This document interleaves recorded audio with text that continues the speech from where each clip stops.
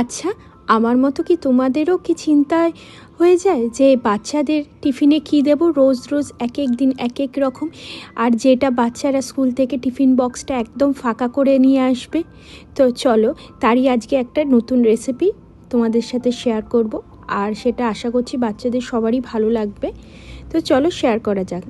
এখানে আমি খানিকটা আটা আর খানিকটা ময়দা নিয়ে নিয়েছি, মিক্সড করে অল্প সাদা তেল দিয়ে ভালো করে ময়ম দিয়ে নিচ্ছি।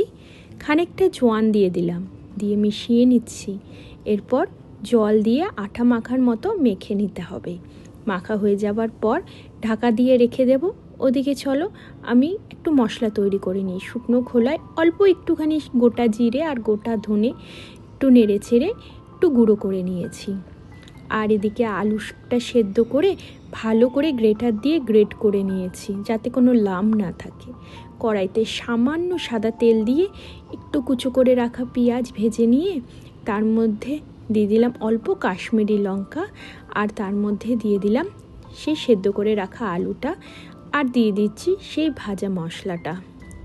ভালো করে কড়াইয়ের মধ্যে নেড়ে চেড়ে অল্প একটু কসুরি মেথি দিয়ে দিচ্ছি। তোমাদের কাছে ফ্রেশ ধনেপাতা থাকলেও হবে, দিতে পারো। এখানে আমি কোনো রকম ঝাল ইউজ করিনি, লঙ্কা যদি তোমরা চাও দিতে পারো। যেহেতু বাচ্চারা খাবে সেই জন্য আমি কোনো রকম ঝাল ইউজ করিনি। আর এটা খুব কম মশলায় করেছি, যাতে চটজলদি সকালবেলা তোমরা এটা বানিয়ে ফেলতে পারো বাচ্চাদের টিফিনে। তারপরে ময়দাটাকে ভালো করে এভাবে গোল করে বেলে নিয়ে যে পুরটা, আলুর পুরটা তৈরি করেছি সেটা ওপর দিয়ে এভাবে ময়দার ওপরে ছড়িয়ে দিলাম। তারপর দেখো হাতের সাহায্যে এই ময়দা যে বানিয়েছিলাম পরোটা বা রুটির মতো, সেটাকে গোল করে রোল করে তারপর ছুরি দিয়ে সমানভাবে এভাবে কেটে নিচ্ছি। কাটা হয়ে যাবার পর এক একটা পিসকে এভাবে হাত দিয়ে একটু প্রেস করে নিচ্ছি, যাতে একটু চ্যাপটা চ্যাপটা করে নিচ্ছি। আর ছোট ছোটও হবে, বাচ্চাদের খেতেও সুবিধা হবে। তারপরে দেখবে তোমাদের পরোটা করলে সেটা কাটতেও হবে না।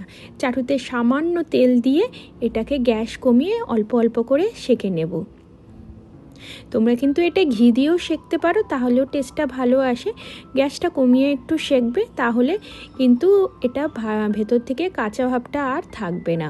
তেল খুবই কম লাগে, একদমই আমি কম তেল দিয়েছি, দেখতেই পাচ্ছ সেই কম তেলেই কিন্তু আমি উল্টে পাল্টে ভেজে নিচ্ছি।